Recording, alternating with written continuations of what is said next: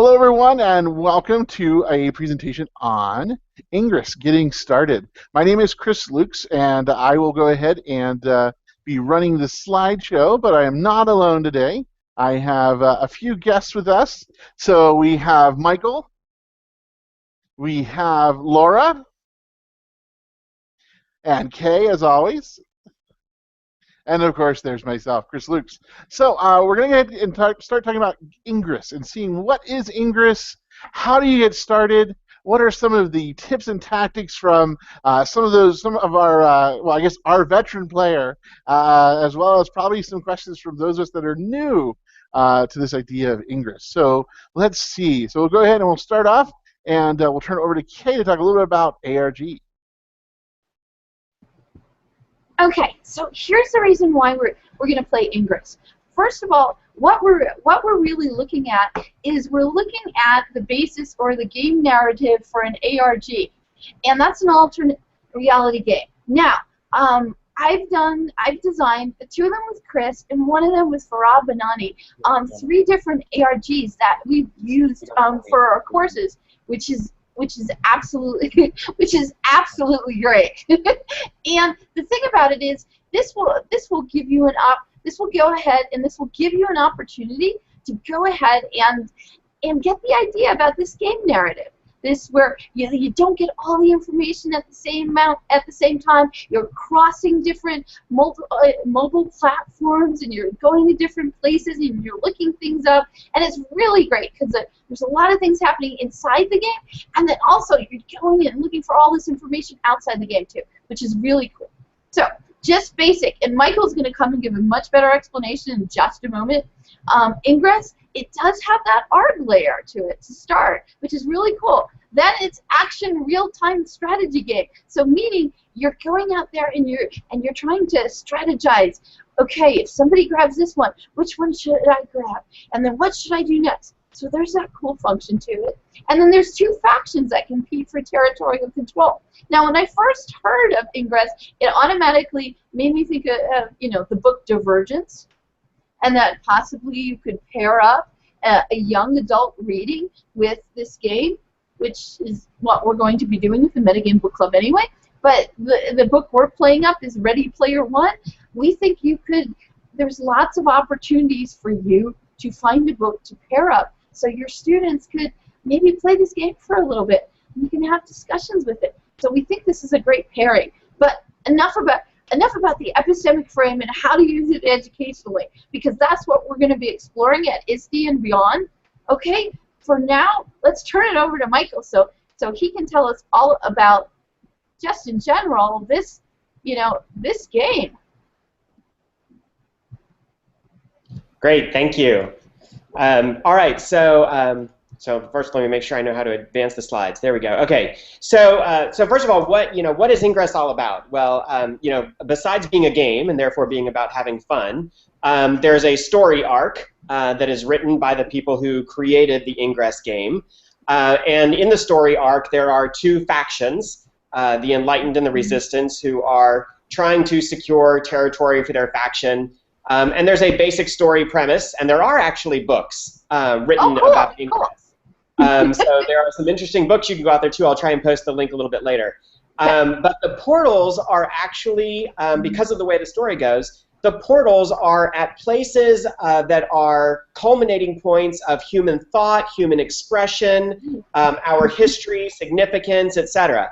Now those can be, as you see on here in this slide, museums and landmarks and sculptures. They can also be government buildings sometimes, or churches, all sorts of different places. I have been to a sculpture garden, just the largest collection of sculptures in the United States that had over 150 portals. I've been to zoos where the exhibits are portals, all sorts of things all over the world. And Philadelphia, having so much history, is just filled with these. You'll see that at the end of the slides here. So think about geocaching, where you actually have to physically go to a place. You can't really play this game sitting at home on your couch. You have to get up and get out and go see the world. So you go to a place and you interact with the places and the people that you meet. So there are lots of ways to get started. Of course, you can just go to the Apple App Store or go to the Android store and search for the app and download it and start right in that way. You can also get invited by somebody, and I have lots of Ingress invites. If anybody wants one, they can send me an email, and I'll send them an invite. Either way that you get it, when you get in, you'll basically download the app, and it'll walk you right through setting up a new account. Now, just a quick word of warning when you first start. The intro, if you're like me, the intro was kind of scary because it says this whole description of the two factions, and it says you must choose a faction and be careful, this choice is permanent. So I immediately put my phone down and went online and did tons of research before I was willing to continue. That's just the kind of person I am. No, Michael, that's absolutely great. And that's so, okay, that's what gamers do all the time. When they go into games, it's like, what group do I really want to be associated with? Let me go, let me pull up my second screen on my phone, my iPad, or whatever. Let me go ahead and do this research. That is a great example of the metagame and how much learning and research happens with games. Yeah, absolutely. And for me, it's a lot about the people I wanted to, basically, I didn't know who they were, but I knew they were going to be the type of people I wanted to play with. So I went and looked up the campus of Georgia Tech, my alma mater. I looked up Silicon Valley. I looked up a couple other, universities, and I said, what color are these places? I said, that's probably the group I want to be in. All right. So moving on to the next slide. And I just wanted to interject really quickly. Is how you were saying that? That sounds like every young adult book that I look at. Oh, you have to choose. Oh, there is this dystopian thing happening. It's post-apocalypse, and the scariness. And whether it's games or literature, we crave that. We like that kind of uncertainty and risk. So that I think just makes it fun.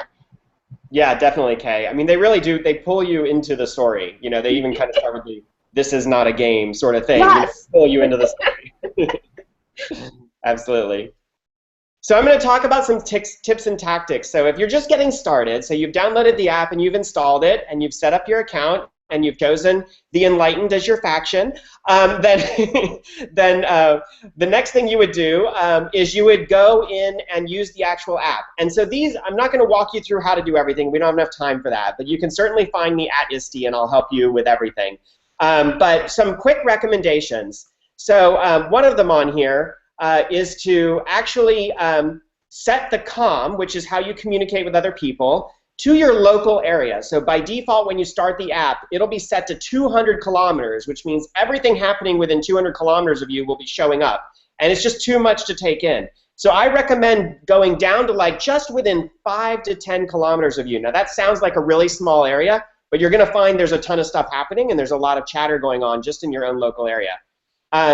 Also within that, if you click on faction chat, then the messages you send will only go to members of your own faction. And so that's really useful because you don't want the enemy team to hear that you're trying to meet up with people to do something. So faction chat's the right way to find your local community and people in your area who will give you help. There's a tutorial in the game, like most games today. And it's always good to go through the tutorial, and like most games, it's quick. So if you go to Ops and then Training, it'll walk you through these little steps that you see here on the screen. So how do you start? How do you gather XM? How do you hack a portal? How do you fire a weapon? Et cetera. I'll walk you through the basics. And then finally, my only other recommendation is there's a lot of things you can do in the preferences if you go over into device, but I would recommend holding off on most of that until you've played for a few days, because then you'll really understand what's important to you. So do you want your phone to go off every time something you've done is attacked, or is that too much for you? For me, everything's on silent pretty much all the time. Because the game's kind of secondary to most of my life, right? So, but it depends on what exactly you want to do. So going on to the next. So when you start playing, the #1 rule that any veteran player will tell you is hack everything. So in the game, when you go to a physical place that's a portal, let's say we're walking up to the Love statue in Philadelphia at Famous Love Park, right? So that's a portal. So you walk up to the Famous Love statue and you would hack it. And so when you hack it, you're accessing, in the game terms, the portal network. And it rewards you with equipment. And that equipment can be defensive equipment to defend portals, offensive equipment to attack portals, or other things to help you build and control the territory.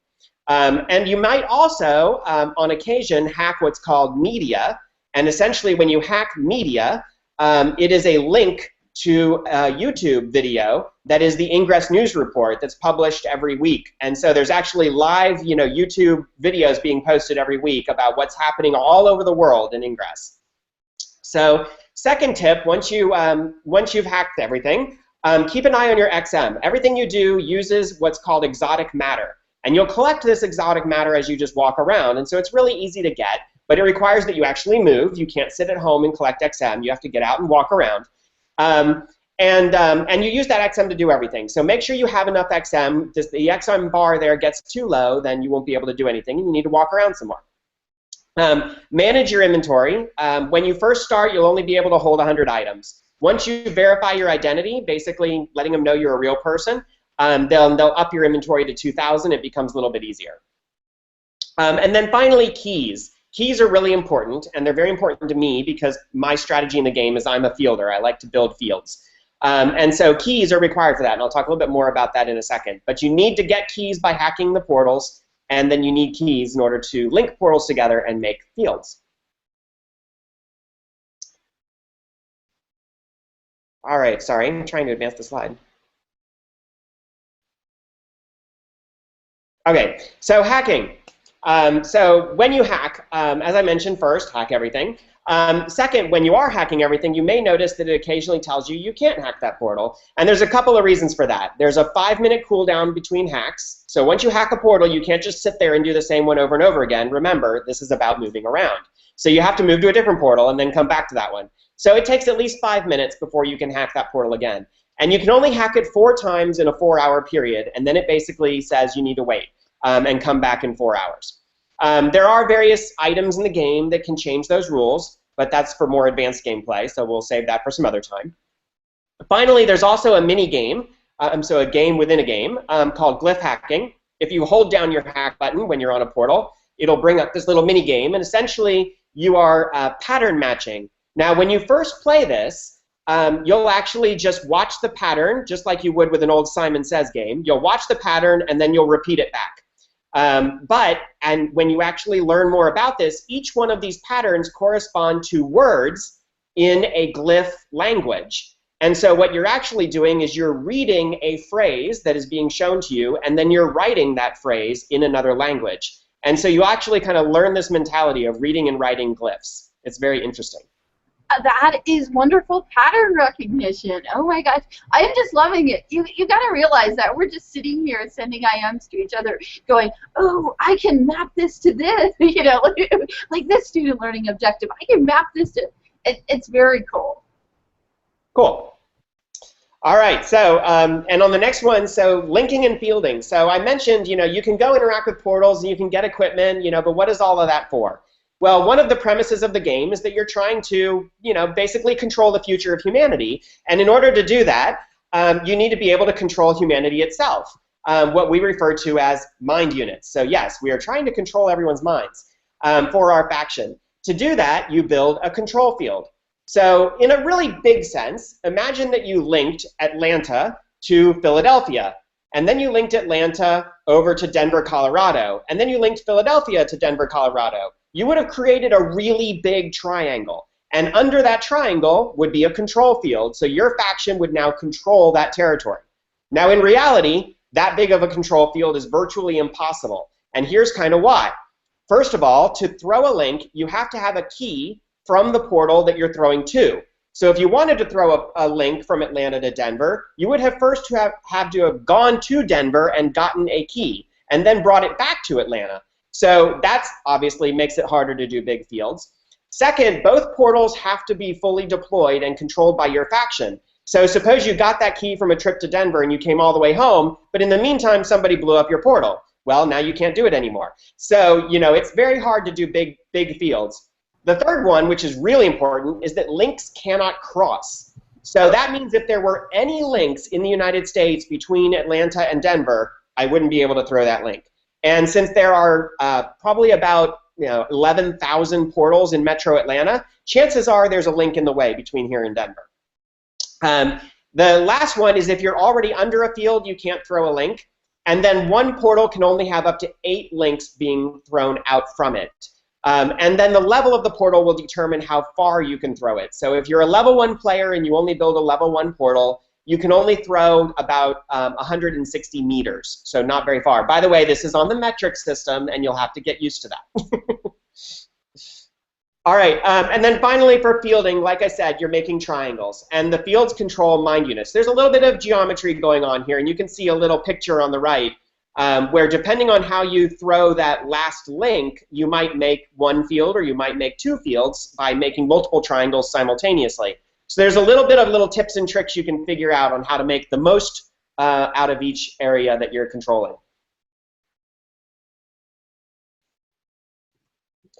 All right, so then once you've gotten into the game, of course, you want to level up. So pretty much everything you do in the game earns you points.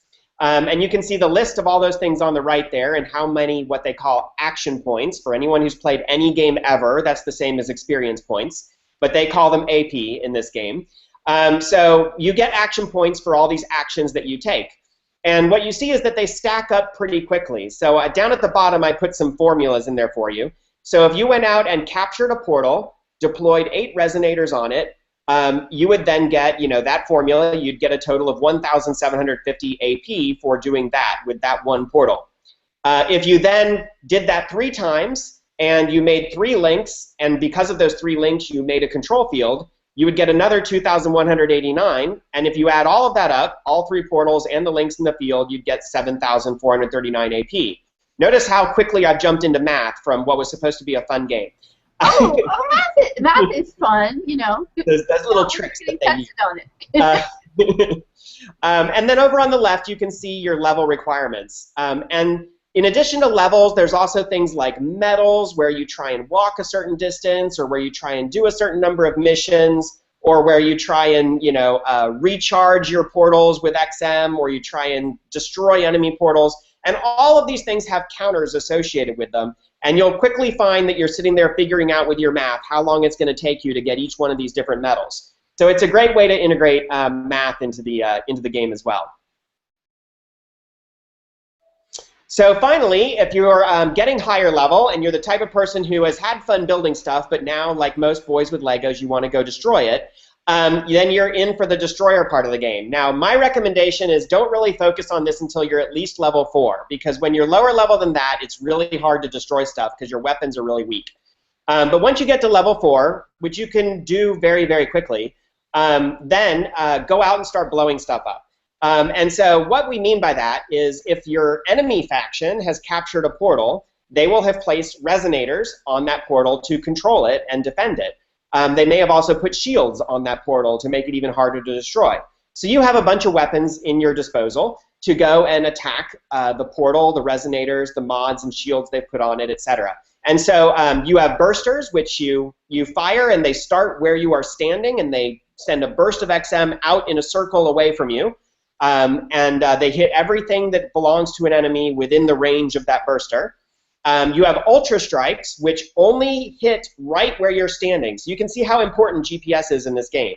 So if you're standing right on top of a portal, then you can drop the shields off that portal pretty quickly. And then finally, you have the most powerful, but also the most rare of the weapons, which are the ADA refactor or the Jarvis virus. And these allow you to flip a portal to the other faction. So if it's blue, you use a Jarvis on it, it turns it green. If it's green, you use a ADA on it, and it turns it blue. And that can be really, really useful if you're facing a portal that is higher level than you can take down yourself, but you can just flip it to your faction.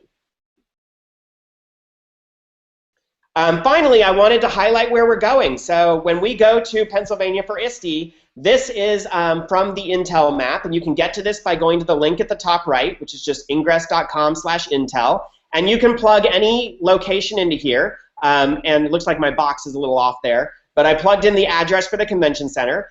And so right there is the convention center, and you can see there's a bunch of actually currently unclaimed portals right there in the convention center, so I'm sure there'll be plenty of stuff for everybody to do. And then we have Love Park right over just northwest of City Hall. City Hall itself in the middle of that square, and the Marriott Hotel right down there. And so you can see just how many portals there are right in that few blocks. And I have been there. I was in Philadelphia just a couple of weeks ago for the Council of the Great City Schools CIO-CTO conference, and I got to walk around here. And every one of these portals, I can tell you from experience, is a statue or a building with historical architecture or a church, or just something really interesting. And I found myself discovering stuff all over Philadelphia. In fact, after the conference was over, I ended up walking for about 5 hours straight. And I did 17 missions taking me through Independence Hall, the oldest residential neighborhood in the United States from the 1700s, through all of these different areas that I never would have found on my own. But Ingress just encouraged me to go and explore and see all these new places. Michael, that's absolutely fantastic. And all I can think about Laura, I'm going like, well, there's a Philly tour anyway. Maybe some Ingress people, they're walking the mobile tour, and they just happen to have something. Who knows, right? Absolutely, absolutely. And Laura, you have some questions, right? Yes, absolutely. This is fabulous, Michael. I'm so excited, and being at ISTE is going to give us a chance to really try this out. Philadelphia is a huge city. Atlanta's a huge city. How about finding portals in smaller areas or small towns? How do you think someone could do that? Yeah, absolutely. So Ingress, when they started the game, it was actually, you may not know this, but Ingress was actually started by a group within Google. So it's actually a Google product, and it was started by a group that call themselves Niantic Labs inside of Google. And they now operate as a little subsidiary within the Google enterprise. But when they started the game, of course, you couldn't start the game with no portals, so they had to have what are called seed portals. And the seed portals were the beginning of the network. And so included in the seed portals is the National Registry of Historical Markers. So every historical marker on every highway, everywhere in the United States is a portal. Every post office was started off as a seed portal. Most of the fire stations in the world were started off as seed portals. All sorts of places like that were put into the game originally. So almost every small town has at least a few portals in their area. Now, the more rural you get, the fewer, the farther and fewer between they are. But that just means you can throw bigger fields because there's less stuff in the way. So it still makes it a lot of fun. Absolutely. I do notice you're wearing a green shirt, Michael, and Kay is actually wearing the color blue. And so can you tell us a little bit about the factions and like which one's winning right now currently, and how can we check that in the app or find that out? Yeah, absolutely. So the two factions are the Enlightened and the Resistance. And according to the storyline, we discover that this new type of matter that was actually discovered at CERN, at the CERN laboratory, called exotic matter, is some kind of an ordered data, and it's believed to be the influence of some other entity on the evolution of humankind. And so the Enlightened believe that this is an amazing discovery, and we need to learn more about XM and learn how to use it and control it so that we can further evolve humanity. The Resistance kind of looks at this and says, whoa, wait, you're telling me there's this outside alien race who may be influencing everything we do? We need to stop this and save humanity for ourselves. So that's kind of the basic premise of the storyline. Now the story is evolving all the time because this game happens in real time. And actually the battle between the two factions on the ground helps shape the storyline. So when the Resistance wins something, then the storyline shifts more in their direction. And when the Enlightened wins something, the storyline shifts more in their direction. So up here in this screenshot that you can see on the screen that I took earlier today, at the very top you see two numbers. And it's currently 264 million for the Resistance, mind units controlled, to 283 million for the Enlightened. So the Enlightened right now have a slight lead on the total worldwide stage. Now I can tell you that those are really big numbers, and they're hard for one person to change. So usually those numbers change because a lot of people get together and work on something together. If you ever notice those numbers shifting in huge amounts towards the Enlightened, like 1 billion mind units, it's because the Enlightened have fielded India, which is one of their favorite things to do. And if you see it shifting towards the Resistance, like 1 billion mind units in that direction, it's because the Resistance have fielded China, which is a favorite thing for them to do. So each faction kind of has their strong areas where they have more participation. And yes, these portals are really everywhere, all over the world. There are portals in Antarctica, for example. They are everywhere. And there was something I think I saw on the internet that there was even like a one-day event like last week, and at Portland there was a day event where everybody was supposed to come out and play Ingress. So I mean that for me is even we could hold an event like that. Yeah, oh, absolutely. So there are major events which are organized by Niantic Labs called anomalies. And the anomalies happen in a bunch of cities simultaneously around the world. So the one you're talking about on Saturday, the main city in the United States was Portland, but there were also satellite cities that were in Nashville, Tennessee, and I can't remember the other one, Milwaukee, Wisconsin. And then there were also major cities in Utrecht and in Sendai, Japan. And then those had satellite cities as well. So this is real, and it's all happening at the same time worldwide during the same day. So those are big events. The smaller events are actually organized by the community of players themselves, and those are called First Saturday events. And so any town can organize their own First Saturday event. All it requires is that the two factions, their local communities, get together. They have to cooperate. They get together and they say, let's have an event to just celebrate this fun game and have some fun. And then they'll declare a First Saturday event, and that'll happen the first Saturday of every month. Nice. Laura, do you have any more questions for Michael? I think you talked about anomalies, and definitely playing with other, players definitely has its benefits. I've heard about farms. Can you tell us a little bit about that? Yeah, sure. So even if you get to the level where you can use the highest level equipment in the game, which today that's level 8 sort of equipment, you have to get to at least level 8 to use that. But if you're building a portal, you can see in this picture some of these portals only have one little dot coming off of them. That means there's one resonator on there. And then you see other portals that have a lot of dots. And those portals have the maximum, which is 8 resonators. So the level of the portal is determined by adding up the value of all the resonators and dividing by 8. Here comes that math again. So you add up that's the average of all the resonators, right?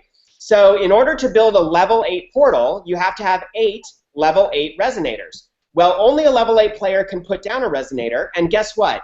A level 8 player can only put one resonator on a portal. So that means in order to build a level 8 portal, you actually have to get 8 level 8 players together to do it as a team.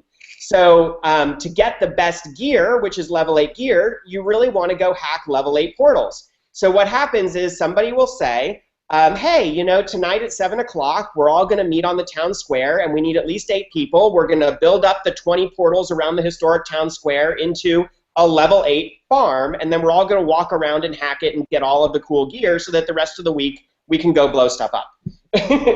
So that's what a farm is it's a bunch of players getting together to build up an area so that they can use it as a place to restock on the best equipment. Very cool. Thank you. I'm excited to give this a try in Philadelphia. Yeah. Oh, I think it's absolutely great. And I just wore a blue shirt. I don't know. Mine's sounding good now. I'm not sure. So we're about to wrap this up because we said we keep it short for us, at least. Yep. So basically, what I want to say is thank you for watching. And Michael, what did you say was the most asked question when it came to the game? The most asked question we always talk about is, how do I move my guy? And that refers to when people download the app and they're staring at a circle on their screen and there's a little arrow that represents them and they're sitting in their chair trying to shake their phone or throw it across. They're like, why won't it move? And it's because you have to get up and move. You have to physically yourself get up and walk around. And that's a type of game that almost everybody I've ever met is not used to. I have told people that this is like the best game I've ever found because I actually can't sit at home and play it. I have to get out in the real world, do things, meet people, work with people, communicate, all sorts of skills that I really enjoy. So, Michael, thank you so much for taking the time. And everybody, I'm going to say Michael whipped this whole thing together up in what? 4 or 5 hours, I think. And I don't mean it took 4 or 5 hours to do it. I mean 4 or 5 hours. Like, can we do this at 5? And like at noon, he was saying, yeah, we can do that. So thanks, Michael, very much. Laura for recruiting him, and definitely Angela for just getting us started on this. So we'll be doing this a lot more. So see everybody later. Bye. Thank you.